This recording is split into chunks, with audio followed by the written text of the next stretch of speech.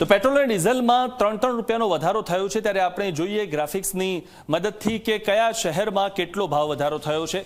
અમદાવાદમાં પહેલા ભાવ હતો 49 રૂપિયા અને 94 રૂપિયા 49 પૈસા, જે હવે 97 રૂપિયા 51 પૈસા થયો છે। સુરતમાં 94 રૂપિયા 51 પૈસા હતો, જે હવે 97 રૂપિયા 50 પૈસા થયો છે। વડોદરામાં જે ભાવ પહેલા હતો પેટ્રોલનો તે 94 રૂપિયા 16 પૈસા હતો અને હવે 97 રૂપિયા 14 પૈસા થયો છે। તો રાજકોટમાં 94 રૂપિયા 31 પૈસા જે પહેલા ભાવ હતો હવે 97 રૂપિયા અને 29 પૈસા થયો છે। તો ગાંધીનગરમાં પહેલા 94 રૂપિયા 69 પૈસા જે ભાવ હતો તે હવે 97 રૂપિયા અને 68 પૈસા થયો છે। અને હવે વાત કરીએ કે ડીઝલમાં કેટલો વધારો થયો છે, તેમાં પણ 3 રૂપિયા વધ્યા છે। ત્યારે અમદાવાદમાં પહેલા ડીઝલનો ભાવ 90 રૂપિયા અને 17 પૈસા હતો, હવે 93 રૂપિયા 26 પૈસા થયો છે।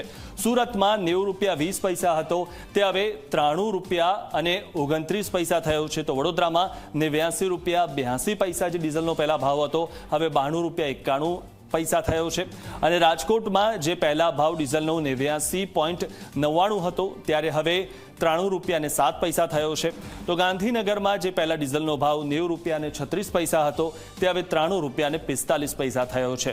ત્યારે પેટ્રોલ અને ડીઝલમાં 3 રૂપિયાનો વધારો થયો છે।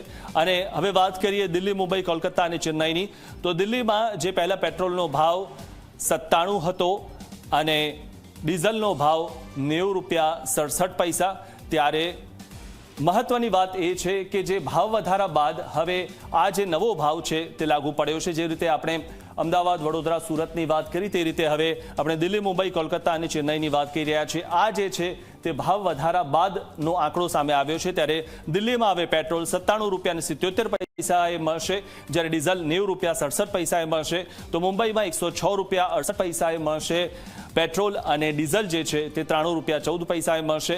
કોલકાતામાં હવે જે નવો ભાવ પેટ્રોલનો છે તે 106 રૂપિયા 68 પૈસા છે, જ્યારે ડીઝલ 95 રૂપિયા અને 13 પૈસાએ પહોંચી ગયું છે। તો ચેન્નઈમાં પેટ્રોલનો ભાવ હવે થયો છે 103 રૂપિયા 67 પૈસા અને ડીઝલનો ભાવ થયો છે 95 રૂપિયા અને 25 પૈસા।